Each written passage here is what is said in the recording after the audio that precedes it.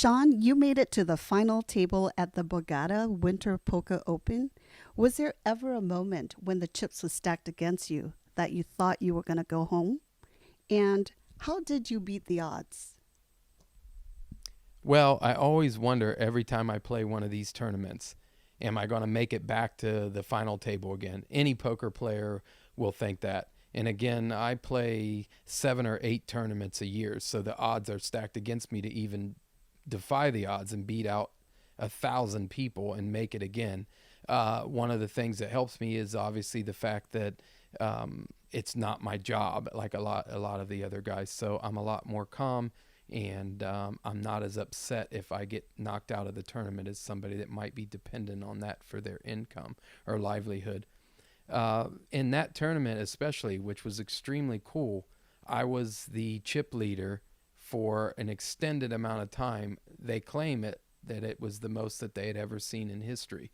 So I was very confident along the way, although I did end up finishing fourth. So sometimes the luck factor does come into poker. I don't like to say the word luck with it because I consider it a sport, and there is a ton of skill involved through the time, the course of time with poker. But any one hand luck can come into play. And with that being said, I got it in with a hand where I was favored 3-1, and the guy hit one of 3 cards left in the deck to beat me, and that's the way it goes. But at the end of that, which hopefully they will show on TV here in a few months, I also said it's very cool for me to see, because none of those guys had ever won before, and several had not been at the final table. It's very cool for me to know that someone's going to get a chance at that, and maybe they will be inspired and driven to do something more in their life. And I don't mean just poker related. Thank you. So, most players who are eliminated from the final table after being the chip leader would walk away just frustrated and cursing. But you walked away smiling. So, why? Why is it that you're so content? Well, one of the big things, and I've mentioned it before, it is just a hobby for me. It's I very much enjoy it. It's an escape to the business and personal life to go there and do that. And I think about the fact that somebody else is going to carry the torch, meaning whoever wins it may be their first time. And in this instance especially, it was those guys. None of them have won one of those before. So the thought that somebody new was going to win, and I know what it did for my life outside of poker, even with confidence and achieving something of inspiration, that I could see it doing it for someone else. So that's immediately what went through my mind at that point is, hey, I'm very happy. It's meant to be that somebody else needs the money and or the prestige of winning one of these things. Well, thanks for spreading the joy. I am smiling just listening to you. Make no mistake, I did want to win still, but I was happy for somebody else after the fact that I knew that I couldn't win anymore. Exactly, but there's always only one winner in life, and you take your turn. When most people think of an entrepreneur, they really don't picture a man who is a poker champion. Okay? And then when they imagine a poker champion, most people don't think of an active, award winning philanthropist. So, what makes you different, Shawn? And how do you have time to do it all? Well, with the poker, again, I only play maybe 7 or 8 times a year, and I'm going for anywhere from 2 to 5 days, depending on how far I make it in the tournament. When I get knocked out of the tournament, I get on pretty much the next available flight to get back to my family and business life. So it's just a small escape of time that I can leave the business and my family life and go compete and do something that I enjoy. Thank you. I've heard you say that poker serves as a platform for your Inspire Happiness initiative. So, for those who don't know, can you explain what Inspire Happiness is all about? The Inspire Happiness, I always love talking about it.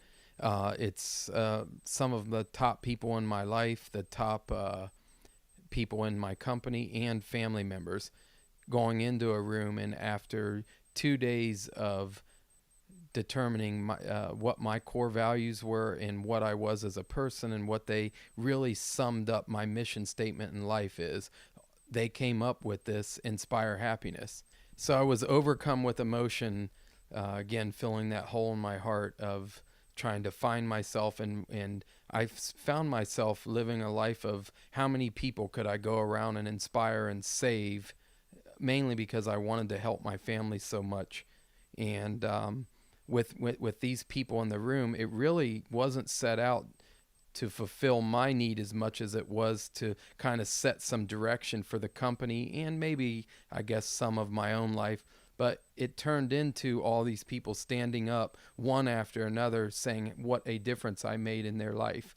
And it was so fulfilling to me. I was overcome with emotion, and it just went from there now. And it's led me to realize that's how much I enjoy inspiring other people and making a difference in their life. And it's just a great feeling. And at the poker tables, I continue to do that, and I'm known for that. A lot of the people there are very angry and mean that you're playing with. They're very disgusted when they get knocked out, and I do understand that. But I try to make it an exciting time, make jokes, and make it very memorable for anybody I'm coming in contact with on the felt, at the poker table, or anywhere in life, as you know.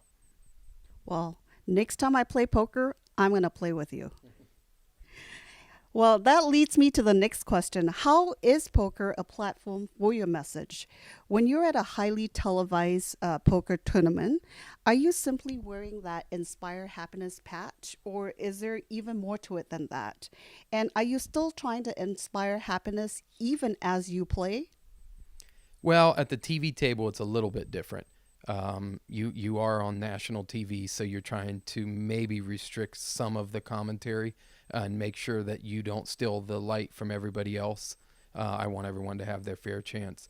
But when it is not the TV table, I spend a lot of my time getting to know the people, maybe a little more than some would like because they're there maybe all business, whereas I'm more to make it fun, get to know people, network, and do some inspiration. And I do quite a bit of that there. So I thought the patch would be very fitting, and it's been welcomed very warmly by a lot of the people that I play with.